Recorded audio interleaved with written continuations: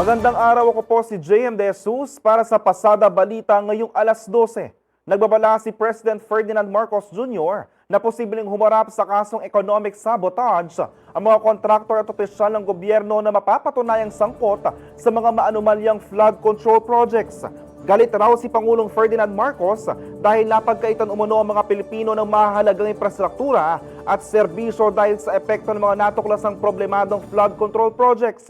Sinabi ito ng Pangulo sa isinagawang inspeksyon sa flood control project sa Baliwag, Bulacan, kung saan iginiit niya na hindi raw siya mangingiming sampahan ng mabigat na kaso ang mga responsable.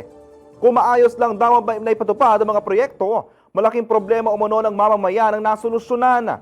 Magagamit raw ito sana bilang irigasyon, supply ng tubig ng komunidad, subalit pasakit umano ang hatid ito sa mga residente.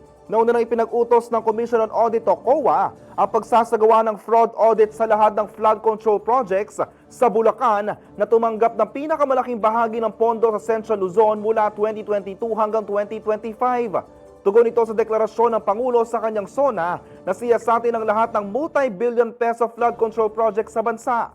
Ayon sa palasyo, ang pag-aaralan ang magiging resulta ng COA findings at dito ay babase kung itutuloy ang pagsasampa ng kaso. Kasabay nito muling hinimok ng Pangulo ang taong bayan na magsumbong ng mga anomalya at irregularidad sa mga flood control projects sa pamamagitan ng sumbong sa Pangulo website.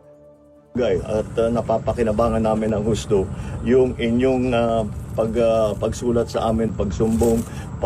Padalhan nyo kami ng picture, padalhan nyo kami ng video para alam namin kung ano yung sitwasyon dun sa inyo. Pupuntahan natin, kung hindi ako makapunta, pupuntahan ng mga engineer natin para makapag-report sila sa atin na mabuti. At nalaman talaga natin kung ano nangyari sa pondo, sino nagwaldas ng pondo, paano nangyari yun na ibigay yung kontrata dun sa mga ganyang klaseng kontratista.